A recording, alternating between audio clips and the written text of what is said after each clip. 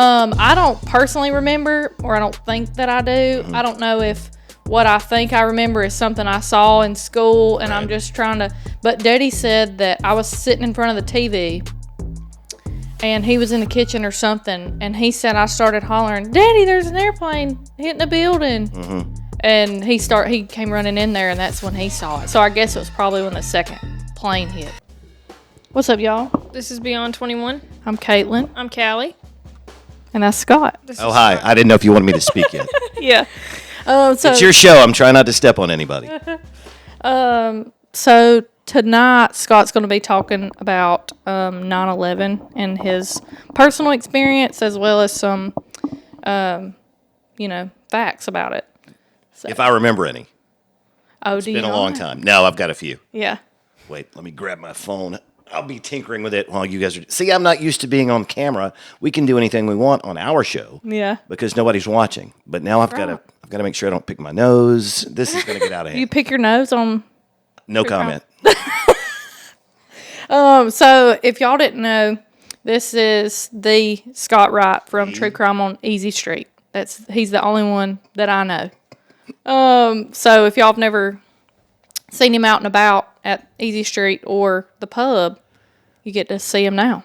You're implying that I'm only in those two places and nowhere else. I don't know where else you are, but I know for a fact you're there. Fair enough. So I know for sure Scott kind of got us on the podcast. Remember we were at the pub that day that he was there, and we were eating lunch. Yeah. And you introduced me to him, and you were like, he does the True Crime on Easy Street, and I was like, oh really? And so we kind of started telling. And the next thing I know, I bump into Caitlin again, and you guys, hey, we've got our own podcast now. Yeah, because we were thinking about it. We were like, what do you think? And you were like, do it, you gotta do it. It's fun though, right? It is. We love it. And I've listened to a few of the episodes. I listened to part of the one from last week where you guys were at the beach. Yeah. And I watched the commercial that you shot for Connie Geimer. Mm-hmm. And I started another one, and then the phone rang, and I forgot to go back. So sorry I didn't do more research. Oh, it's you're good. Oh, which one is your, do you have a favorite one? Any one that your dad is in. Yeah. Bo's the star of the he's show. a hot topic, for real. Y'all need to get him back. Yeah, we could do that again and talk, especially him being on the sheriff's department. We could talk true crime with him. All the time. All the time. He's got all kinds of stories. Mm-hmm. Yeah, that's true. Tell now. Yeah. Okay. So tell him when you see him that we'll do that again. I will. All right. I'll tell him. He'll listen. He listens every month. He subscribes to our Patreon and everything. Oh, that's awesome. Every week, I mean. Yeah. And he may act like he doesn't like to be on the camera, or he doesn't like to do that. He loves it. Oh, I sure. think he loves it. He's a TikTok star. Carla gets him to do, our other sister, our younger sister, she gets him to do TikToks all the time. Okay. Oh, that's right up his alley. Yeah. Oh, yeah. Mm-hmm. Yeah, so. Anyway. What you got for us today? Oh, are we just jumping right in? We're just jumping right in. Or you can set the table, whatever you want to do. I don't really have a table set segment today. You didn't tell me exactly what to do, so you just told me that we were going to talk about what happened on September the 11th. So there's a book that is my favorite book. I don't want to say the word favorite because you hate to read about something so horrible that happened. Yeah. But the book that I enjoyed most reading is a book that I went back and read again when you told me that you wanted me to come back on the show. I read it years ago. It's on my bookshelf. It's called 102 Minutes. It's by a guy named Jim Dwyer. Actually, two guys wrote the book. Jim Dwyer and Kevin Flynn wrote the book. And it tells the story about what happened from the time the first plane hit to the time the second building crashed. And that is a span of 102 minutes. So I went back and read that again, and it reminded me of a lot of things that I had forgotten about that day. But you guys weren't around then, I guess, right? I was. I wasn't born yet. I was alive. Callie was, in the womb. in the womb, about to be born in 2 And you were how old? I was about to be 2. So you don't remember? A few months. Well, I don't personally remember, or I don't think that I do. I don't know if what I think I remember is something I saw in school, and I'm just trying to. But Daddy said that I was sitting in front of the TV, and he was in the kitchen or something, and he said I started hollering, "Daddy, there's an airplane hitting the building." Mm-hmm. And he came running in there, and that's when he saw it. So I guess it was probably when the second plane hit, because I don't know. Yeah, because everybody had TV on by then. But so the first one happened it was 7:46 Central Time when the plane went into the North Tower. And the North Tower was the first tower that was hit. It was also the second tower to go down. The South Tower was hit second, but it fell sooner than the North Tower. Mm-hmm. So that was the 102 minutes where that comes in. But I was headed to work that morning. I was listening to a radio show, and the guys on the air were talking about the first plane had just hit when I got into the car, and I was running late as usual. So just about the time I pulled into the parking lot, it was 2 minutes after 8, 3 minutes after 8, whatever it was. And that's when the second plane hit, and one of the DJs screamed, "Here comes another plane." Because just like you, everybody's watching it 15 minutes later. All the news networks cut to it, and they thought it was just an accident when the first one happened. Yeah. And then, of course, when the second one hit, everybody knew that it was not an accident. Yeah. Right. So, but yeah, that's what I remember about that day. And then we didn't have a TV in the office at the time, and we still don't. That's an oversight. I need to fix that now that you mention it. But we were keeping up with it on the internet, and I went back. There's a I forget exactly what the website is called, but there's a website that you can reference that will show you what web pages looked like on any day in history. It's some sort of stockpile of old images of websites, and the links are still active. And so I went back last week and looked at what CNN looked like on that day, and you could pick different times of the day because obviously the news was happening so fast. It was constantly being updated. So I went back and looked at that, and it looked just the way I remembered it from that day. And we just stayed glued to the TV or to the computer screens all morning. And then when I went to lunch, I went to a Mexican place in Center because they had a big TV. I mean, when I say big, I mean one of those big projection TVs, like as big as a Coke machine big. That's how big they were back then. And I sat there and I watched it for a couple of hours, and just, I was as freaked out and terrorized as everybody else was. So did life just stop, like in town, like even though that was far away? Did it just did everything completely just stop? I wouldn't say it just stopped, but it was what everybody was talking about. When I walked into the restaurant, everybody was around the TV set. Nobody was really paying attention to the buffet or to whatever the waiter was bringing them to eat. Everybody was focused on the big TV in the corner of the room.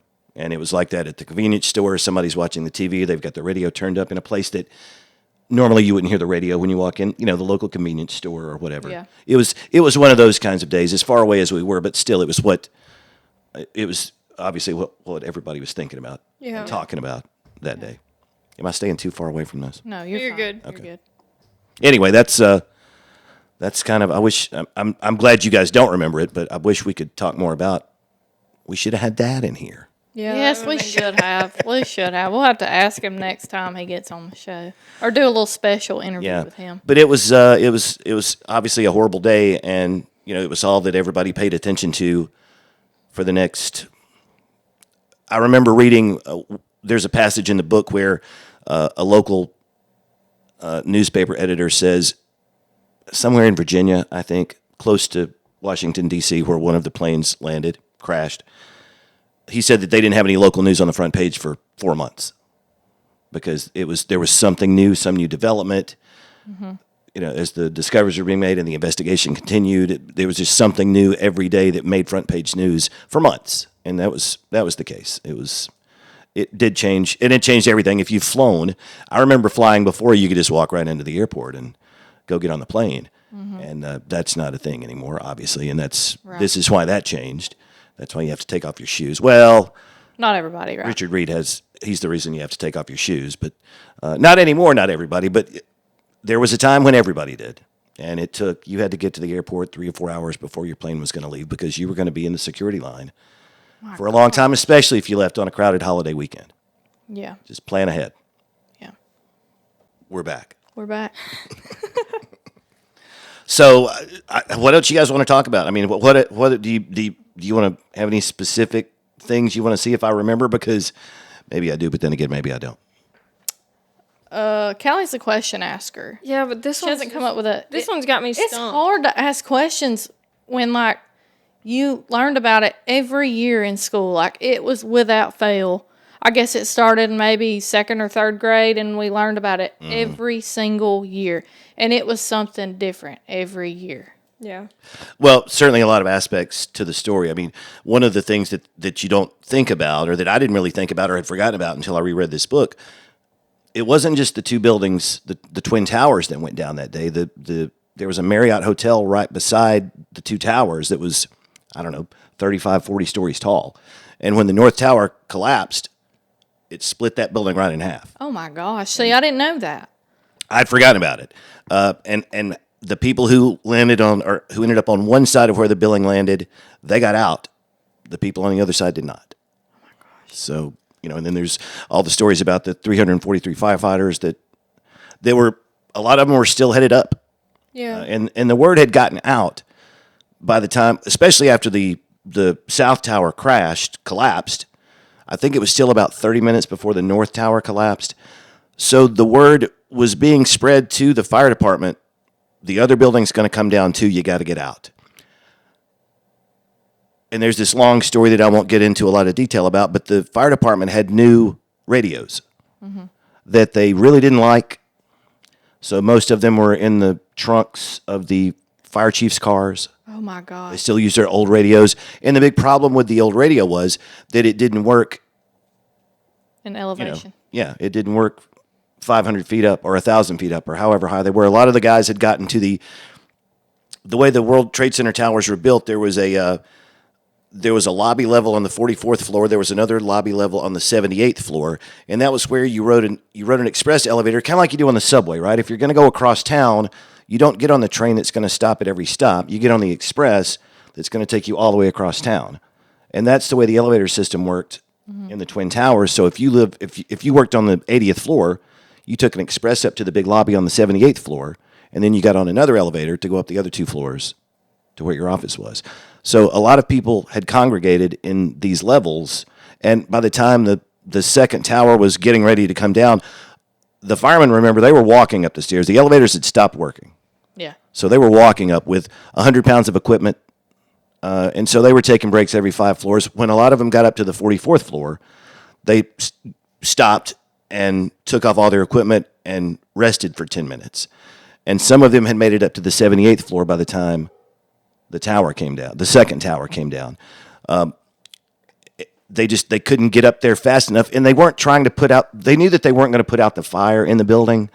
All that they were trying to do at that point was to see if they could save anybody that was above where the plane had gone into the building. And ultimately, they couldn't because there were several floors. The first building, the North Tower, the plane hit between the 94th and 98th floors and pretty much wiped out everything in the middle of the building. And the way the World Trade Center was built, all the stairways and the water pipes for the sprinkler system, it was all right in the middle of the building because they wanted to maximize the surface area of every one of the floors. Every floor was an acre in size, 208 feet by 208 feet. Every floor was an acre. And there were no walls inside. It was a brand new, no building had ever been built this way before. And it was to maximize the amount of space that they could lease to tenants. Mm-hmm. The downside was that if the building ever caught fire, it was going to make it a lot harder to safely get out of the building. Right. Because there were no walls inside to stop the fire from spreading as fast as it would. And you can imagine 10,000 gallons of jet fuel. And amplifying it. Yeah, and so when the planes crashed into the buildings and the fireballs come out of the other side, I saw in one documentary the guy said that's about a third of that amount of fuel per plane, and the rest of it stayed inside the buildings or fell down the elevator shafts. On the way that people in the lobby knew that something horrible had happened, of course they heard the explosion and the building shook, but it was 10 seconds more before all the elevator doors in the lobby blew off because the jet fuel had exploded, and that's how it got out. And so there's no telling how many people died in the lobby. Yeah. Standing there waiting for the elevator. Right. I had a couple questions. So it surprises me, I guess, because I'm not an architect or whatever, that it stood there for however many minutes and didn't fall immediately. Like that surprises me that they had they had more time than what, in my mind, I think they would have had. Well, another of the I watched more documentaries on this than I thought I did, because there was one where they explain how the buildings were constructed to begin with. And one of the other unique aspects of the way the building was constructed was because they maximized the floor area by putting everything in the middle, the 3 stairwells and the pipes and the mechanics and the air conditioning, everything was in the middle. They had to figure out another way to strengthen the building. And so it was the exterior walls that were the main force. It held up the most of the weight. It was it was a hard steel structure covered with aluminum. That's why they looked shiny in the sunlight. But there was hard steel underneath that aluminum. And the floors were why the buildings fell. I mean, the fire is why the buildings fell. But the floors were the weakest aspect of the building. And so they used metal trusses, which are a lot thinner than an I-beam would be. A steel I-beam would last a lot longer in heat than a thin metal piece of steel rod. And so they started to slowly sink. And when they did, they pulled in the walls where the strength was. And as soon as it got to the point of no return, It just collapsed. everything started pancaking down one floor at a time, down, down, down, down, down. And what the guy said in the documentary, he said, imagine that you're looking at a screen door and you poke a hole in the screen door with a knife. Well, the rest of the screen is fine. The rest of the screen still supports itself, even though there's a hole in the middle of it. That's kind of the way the sides of the World Trade Centers worked when the planes hit, according to this guy. And he knows more about it than I do, so I'll take his word for it. Yeah. Had you ever been to the World Trade Centers before? No, and it was on my bucket list of things to do. Once in 1996, I flew to Boston for a work trip, and I remember we flew directly over Lower Manhattan, and it was a nonstop flight. But apparently, that's where if you're flying to Boston from Atlanta, when you get to New York City, that's when you take a turn to the northeast and head for Boston, because we flew directly over Lower Manhattan, and I will never forget looking out the window of the plane, and they were directly beneath me. It was just two squares. Yeah. And I remember thinking I want to get back there and stand on the top of that building one day. And 5 years later, it was too late. Oh my gosh, that's terrible. I ask you this really quick off the air, Sorry. and it's maybe a touchy kind of thing, but like, there's conspiracies about it. Sure. Why were you reading my mind? Well, I didn't know how you would feel about me asking. Like, No, that's fine. Do you want me to ask you? Sure. about that? Okay, because I mean, I didn't know if you. You told me I couldn't swear, though, right?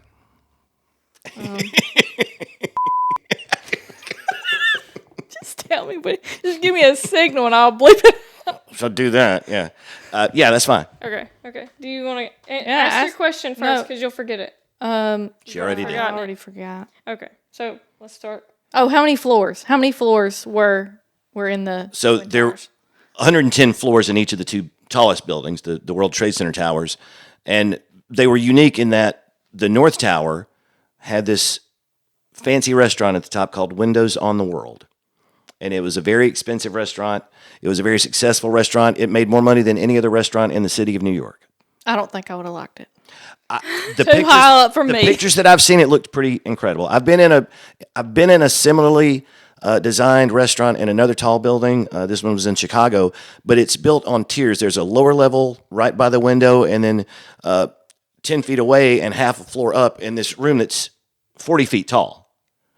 There's another row of tables and chairs all the way around, so I can look over the people in the tables below and still get the great view out the window. Oh, that makes me sick to think about. And that was That's kind of weird. that was one of the aspects that made the North Tower so successful. There's a long story about when they built the towers. They weren't very successful to begin with. It was sort of seen as a boondoggle, a white elephant. The Port Authority was just spending money because they had money to spend. And it took a while. The buildings opened in 73, and it was really the mid 77, 78 before they got the thing kind of full, before they rented out all of the space. But one thing that they did for the folks the everyday people like you and me, on the South Tower, there was no restaurant up on the top floor, but there was an observation deck. The Port Authority insisted that it be kept very affordable so that anybody could afford to go up as often as they liked. And on a good day weather-wise, you could actually go up on the top of the building, and there was a walkway that went all the way around the perimeter. And it's set back 30 feet, so you can't just look straight down. Or you couldn't look straight down. But so one side was for the well-to-do, and the other side was for everybody else. So Nice. Okay, so I maybe have a touchy question, but I feel like it's a decent question. Sure.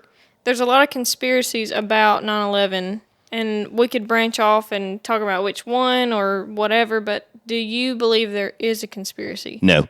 Okay. No. It's the same reason why there's a conspiracy theory about who shot President Kennedy. and a lot of other things that we could point at. I mean, we covered that in our podcast a while back. It's just, it's such an awful, unbelievable thing that has happened that your mind can't comprehend that 1,000 people didn't have a hand in putting it together. And now, in a sense, sure, there was a conspiracy because 19 Saudi Arabians, planned for months and came over and snuck into the country and took flying lessons here in this country and got on the planes, and they knew exactly what they were going to do. So, yeah, there was that way. But I was never a fan of the Bush administration. But no,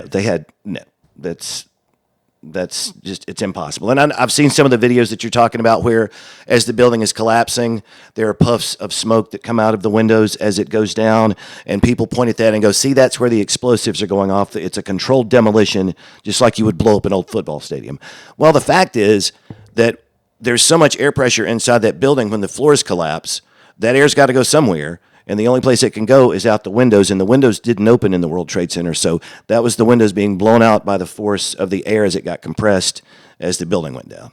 So there's not a part of any kind of conspiracy to that day that you're like, I mean, it kind of, maybe. I don't know. Tell me what you have in mind. I don't know, like anything necessarily specific, but I mean, I think the main one would be the explosives. But, just, I guess kind of the way... A lot of people say the way the building fell, instead of it falling over like a lot of people would think, which we kind of already covered that. Yeah. But, that was a big thing that people talk about is if there was explosives, it would fall straight down. But if it got hit on the side, then shouldn't it topple over or whatever? But, That's why it was the way that it was constructed. Like we said, it was strongest on the outside and in the dead center. And when the plane cut through and knocked the middle out, then all that's left to support it are those thinner steel trusses. And the temperature was over 1,000 degrees in there where the fire was hottest. And all you needed was 2 or 3 of those on one floor to give away, because once it pulls in the walls, it's going down. The whole thing's coming down. Yeah. So do you have like a part of any kind of conspiracy that you could ask him? Did you believe that part at least? No, I'm not really interested in those kind of conspiracy theories. I really like the pop star ones myself. The more mild-mannered conspiracy theories. Okay. But I do want to ask... so did the terrorists not try to blow up the World Trade Centers before? Yes. Okay. Because I didn't know that. They didn't tell us that in school. And I got on Netflix one day and I was like, oh, there's a 9/11 documentary, and it was not. It wasn't what you thought it was. Not the first episode. Like, no, this isn't right. Yeah. Yeah, that happened in December of 93. It was the same bunch of people, more or less. It was the same group of people. And they put a bomb in and this will get to your conspiracy theory, they put a bomb in a truck, a fertilizer bomb, kind of like what was used in Oklahoma City in 95. They put that in the basement of the North Tower and set it off, thinking that the North Tower, they would collapse the corner of it, and it would fall into the South Tower. That was the plan the first time. But the building was so solidly constructed, especially below ground level, they really had to do a lot of work. The whole entire way that the World Trade Center was built had never been done before. Everything about it was brand new. They had to create new ways to do things, to build it. And one of the things that ended up happening because of the way they built it was that it had to be really strong at the base. And so when that bomb went off, it did some major damage. I think 6 people died that day.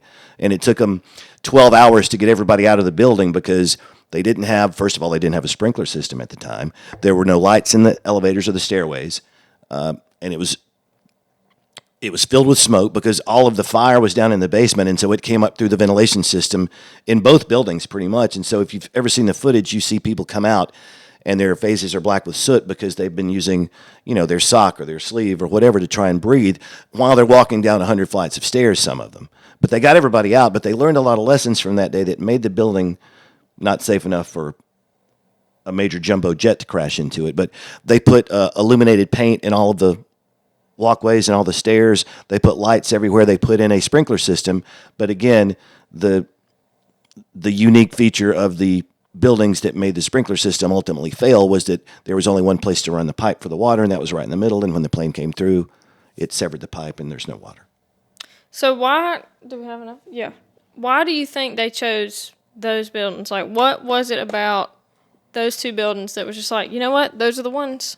Why not go for like the White Statue of House, Liberty. Like why didn't they Yeah. go for something? Well, because, and the reason they did it in 93 and the reason they did it again in 2001, to them, the way that they thought the World Trade Center towers were they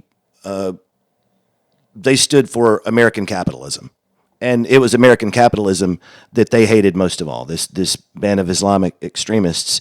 That was the evil enemy to them, and we still are today.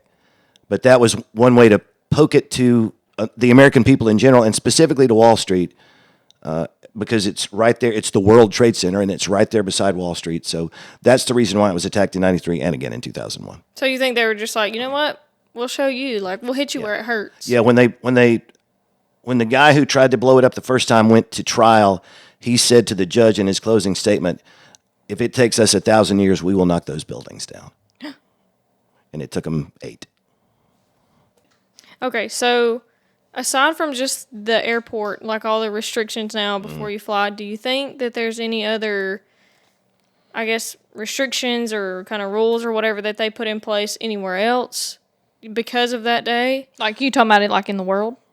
Well, not even just security things, but just like construction of buildings now. Like I think that kind of probably thing. one of the reasons why they were able to build the World Trade Center with only 3 stairwells, there was a rule in New York City at the time that any building was higher than, 30 stories, whatever the number was, the magic number for construction, it had to have 6 stairwells. But the Port Authority of New York and New Jersey was its own separate entity. They didn't have to follow the rules. And so they said, you know what? We're not doing that. We're just going to put in 3 stairwells, which ultimately didn't matter for everybody below where the planes entered the building, but for the people up top, if one of those stairwells had been in one of the corners of the building, sure, it would have taken up, as much space as this room we're sitting in, and that would have been space that they couldn't lease Right. to a client. But it might have gotten some of those people out of windows on the world. No, there were 91 people up there when the planes hit, and none of them made They it were out. stuck. Yeah. I think that they kind of did a disservice to the people working and visiting the building, as far as like cheaping out like that. Well, let's make more money. And, obviously they didn't know they were risking lives. But, you got to think when you have 110 floors and you only have 3 stairwells, let's talk, if that building's packed full, Yeah. that's going to be hard. Like if the elevators stop working, Especially if the elevators stop working, because like we talked about a minute ago, they purposely built the elevator system to maximize the way to get people up. But if there's a fire, and the cords are severed, the cables are severed on the elevator, and it can't go up and down anymore, then you can only go down, and you've got not nearly as much space to go down in as you had to go up in. that's wild. I do remember now. Do you have any information on the other planes that were going in different locations that day? Well, there was Flight 93 that crashed in the field in Pennsylvania, and that was the last plane, and they crashed that plane. And I say the story goes that the belief is that the passengers on the plane, they were getting word on their cell phones by then of what had happened in New York, and I guess also by then in Washington, D.C. at the Pentagon. So they had a pretty good idea when they hear people speaking in Arabic and they see dead flight attendants and pilots on the floor in front of the cabin door that they're next. Yeah. And so that's why they supposedly, they decided they used one of the beverage carts to try to crash into the door and get into the cockpit, and maybe were successful, but for whatever reason, it didn't make it to wherever it was going, whether it was the Capitol or the White House. We'll never know, but that's the speculation that it was headed to one of those 2 places. And then one hit the Pentagon. The Pentagon, right? Yeah, yeah. And that was, and those planes had, the plane that hit the South Tower, I know it was the least crowded plane that day. It was headed to San Francisco from Boston. I think there were 33 passengers on this big jumbo jet headed all the way across the country, but still, that's 33 people that didn't come home that night or that didn't get off that airplane. Right. And then 5 or 6 flight attendants and flight crew, and then the hijackers. So, at some sense, you get if you've flown enough and you figure that those people did fly enough. If I was in an airplane and this was happening, I probably would have no idea, because I don't fly enough to know if I'm in the wrong place or if I'm at the wrong altitude or if I'm going too fast for how close to the airport I am. But I imagine that a lot of those people knew that something was not right Yeah. that day. Can you imagine, though, being in that plane that just ended up destroying the world? Like, I guess the good news is if there's any that they never knew what hit them. yeah. They were going 500 miles an hour, Yeah, that's true. so Yeah. it was over in a flash. Yeah. Yeah. Oh, no. you Ask go your ahead. question because I don't remember what I was going to say. Okay.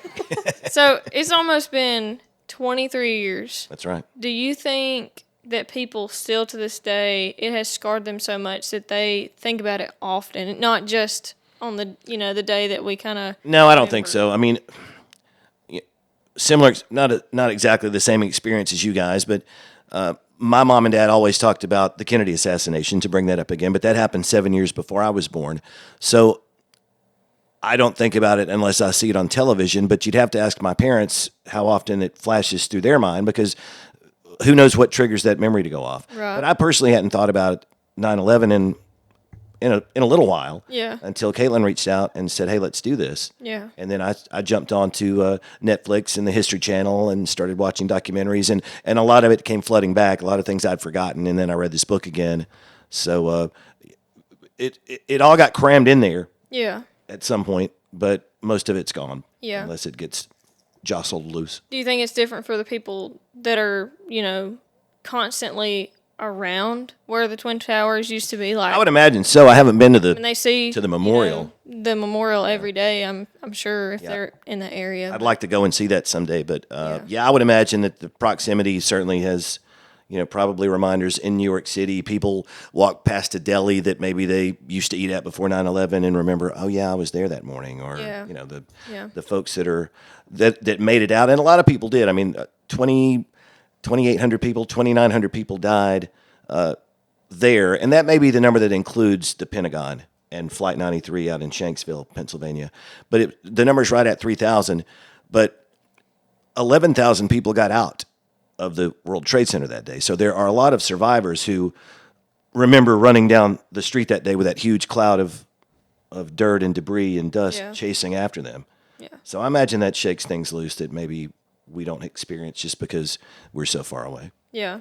I've always kind of wondered, Caitlin kind of said something about it earlier, like, did the world just stop? But I don't know. I've always wondered, not that I would want myself in that position by any means, but, to be there, especially, in New York, like, that is, you think about it, maybe there was somebody there that day that was about to go to the Twin Tower, and they're like, if I'd gone, I might not be here today, Like the one that was like late for work and they were irritated and they worked at the World Trade Center and then they were talking about, well, their kid wouldn't get up this morning and and then they... Yeah, that happened. They thought it was a bad day, bad start to the day, but ended up being...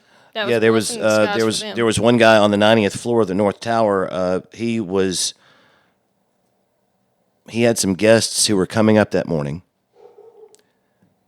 and they had left their security badge in their hotel room somewhere in the other part of town. So the quickest thing for him to do was to send his secretary down with her security badge and let everybody in so they could come up to the 90th floor and have their meeting. Well, his secretary was 8 months pregnant, and so he volunteered to do it himself.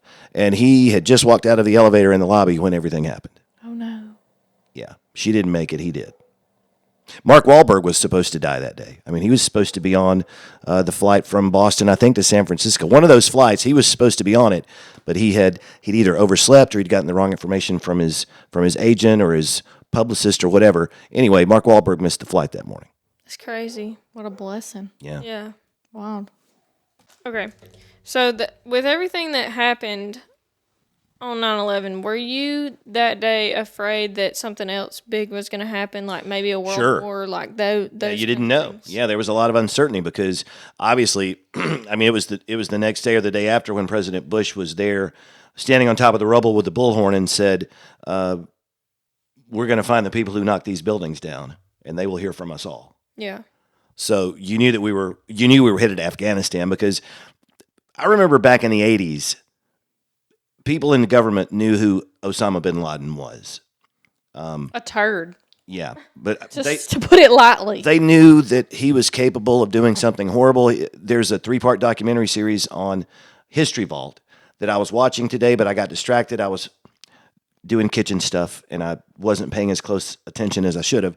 So I'm going to go back and watch it later. But it kind of tells the story of the Bin Laden family from back in the 60s up through the time when all of this happened. And he was bound and determined that this was going to happen one day, and it took him a long time to get it done, but he finally did.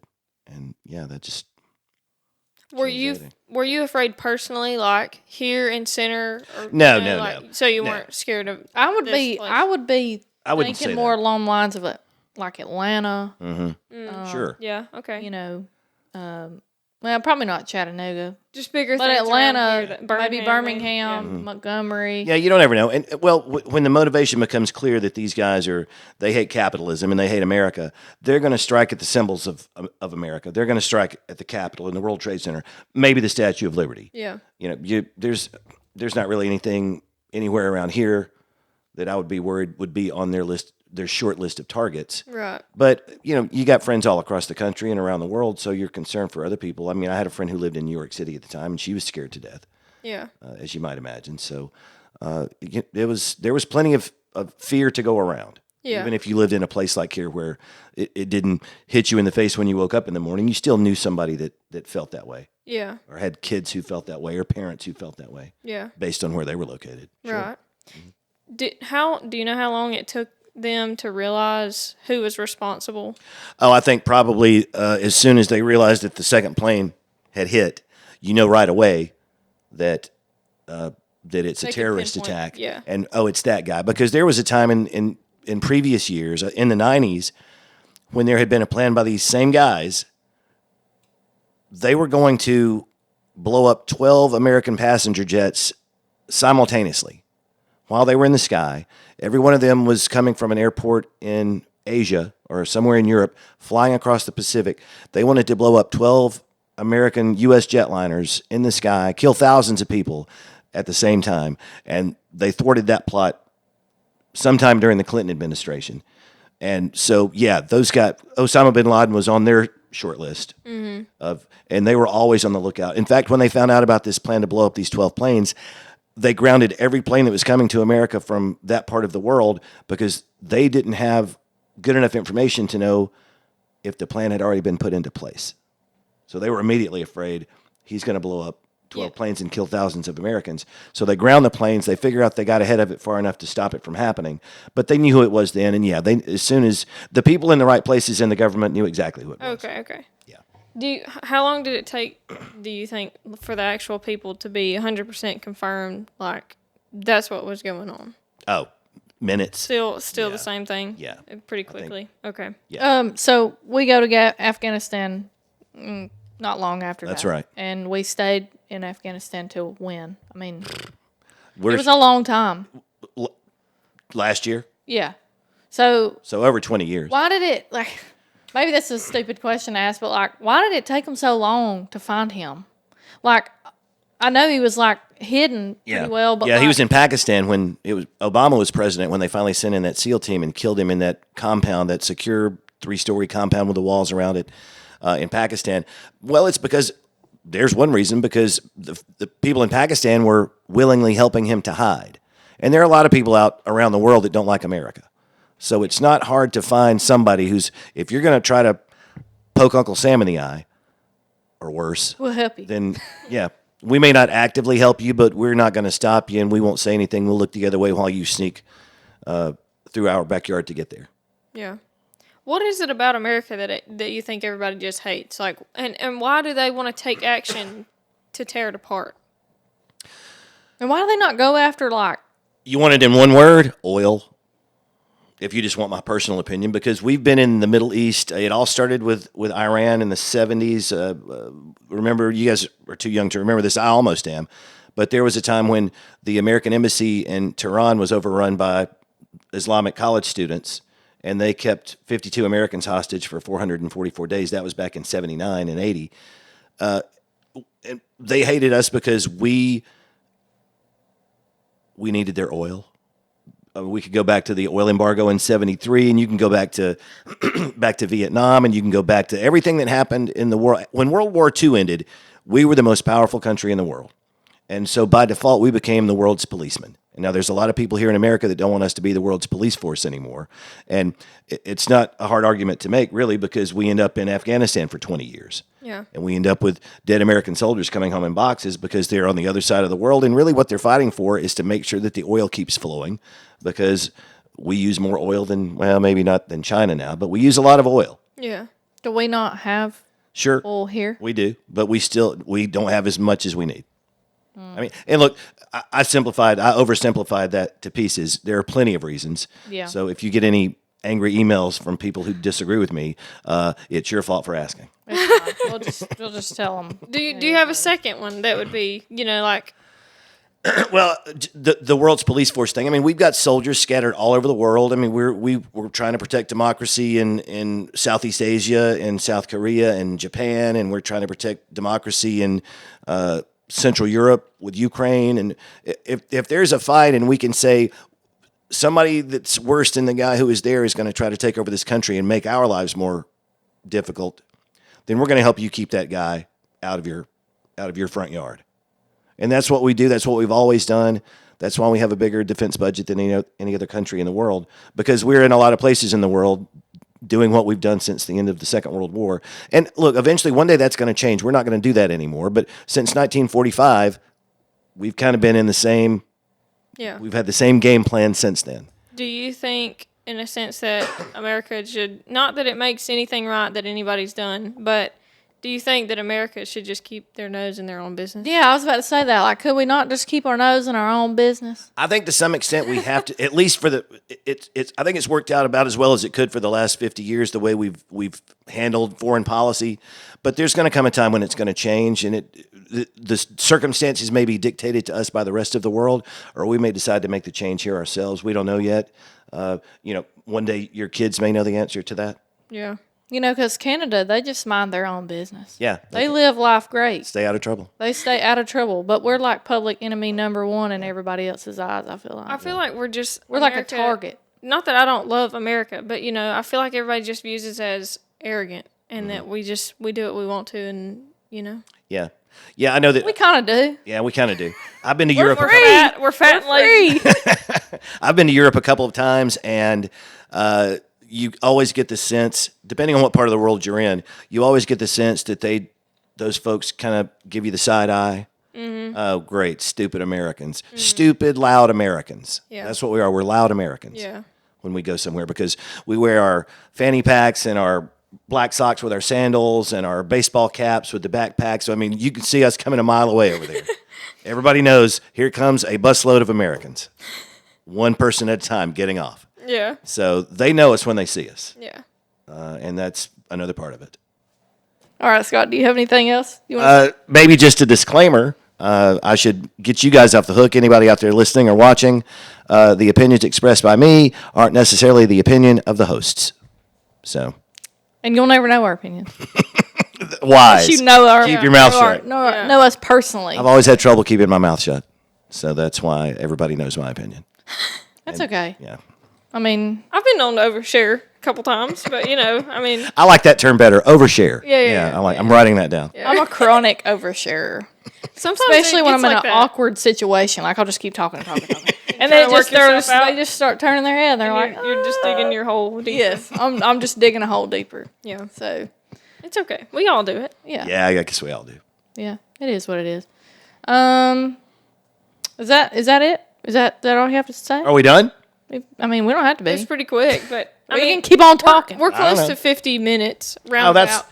You guys usually keep it to about an hour. We try to somewhere in the hour range. I think the one that we did on Sunday ran over a little bit, but we were trying to. There was a debate about whether or not to make it a 2-part episode or try to squeeze it into one, and so we ended up deciding to do one, and it ended up being an hour and 20 minutes. One of our longer episodes. Yeah. But it was the right way to do it.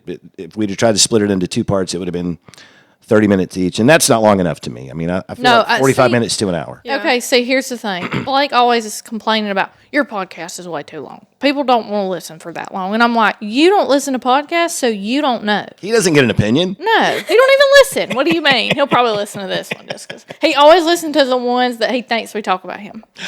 Are you serious? He does.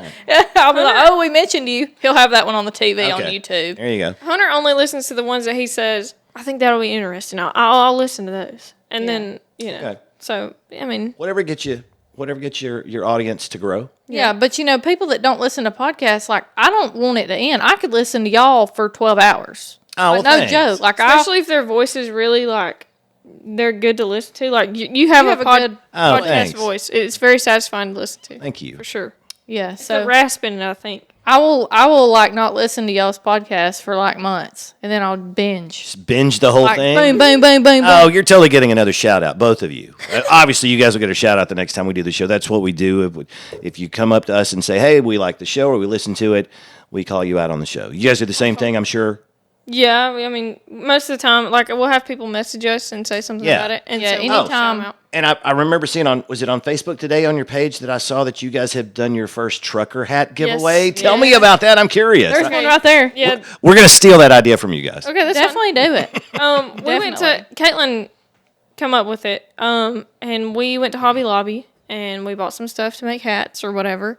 And so we decided, I guess, what did you say, every quarter or however Every often? quarter, just however we want to. Yeah, whatever. We have both- Yeah, you make the rules here. Yeah. Yeah, we we do what both we make a hat, and then we'll do a thing I'll post a video on TikTok.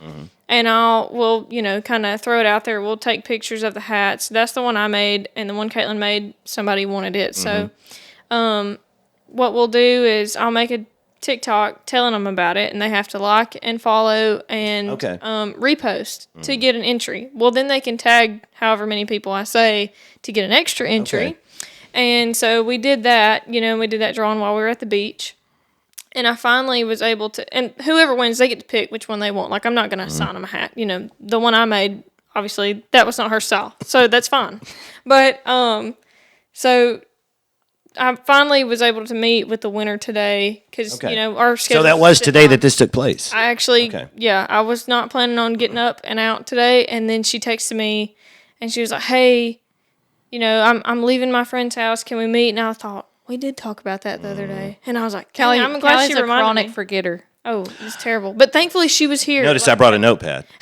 She was here around Pawnee, and I was like, that's perfect. Okay. I'm like 2 minutes, if that, from Pawnee. So And that's the thing now. I mean, young ladies, you guys are all wearing trucker hats. I see it out at restaurants and at the grocery store, and when people come into the office to do business at the Post Herald, it's a current trend. yes, Yeah. and I'm so glad Chicks wearing hats. Yes, I'm so glad Caitlin is up with the trend because I'm not. Okay. I'm not up with any kind of trends, but I can post TikTok about it, and Mm-hmm. it actually got a lot of reposts. It had a lot of people commenting. Like it had more popularity than I thought it was going to have. right. So I was very appreciative of that. Yeah. So Yeah. Well, you got to take advantage of. You have to make hay while the sun shines, right? And everybody wants a trucker hat, and and there you go. you guys are do giving it. away a free one. Yeah. Excellent. Yeah. Y'all definitely need to do that. Y'all need to get somebody to make a True Crime on Easy Street logo. Yes. Patch. Hey, Like Bo could one. do it. Yeah. Well, Daddy can't make the patch, and they've already got the logo. I'm sorry. Now I see what you're saying now. But yeah, y'all could probably I can show you on Etsy how to get you one ordered, and y'all could get We've one got ordered and do it. we've got the logo is available where I work at the t-shirt shop because Shane got his embroidered golf shirts made there. Well, there you go. So it's already been digitized. It's saved in the computer. All we'd have to do is add the little yellow cross that says True Crime on, and we would have the True Crime on Easy Street logo. You've got to do it. you Get the go. patch, and then we'll show you how to do it. All right, deal. We have to have like a. We'll have to get Katie and Kelly over here. If they That would be. wanna I'm come. sure they would love to come anytime you guys would like that. Yeah, I wasn't sure if they would want to or not. Yeah, I think they were a little jealous when I told them that. Were they? Okay, y'all got to come. Because they acted like they weren't, and that's how I know that they really were. What's it like working with? Oh, they're a blast. It's fun. I knew them both before we started doing this, the True Crime on Easy Street podcast, but I'd never spent that much time around them, just the three of us, because, we'll sit around for 20 minutes before we start to record and just kind of, hey, what'd you do last night? How was your weekend? Somebody's always complaining about their spouse or something, or Gotta do or, that. I mean, or their you kids, have to. or it's a nice place to unwind and let it out and know it's going to stay in those walls. And then when it's time, we look and go, all right, let's do it.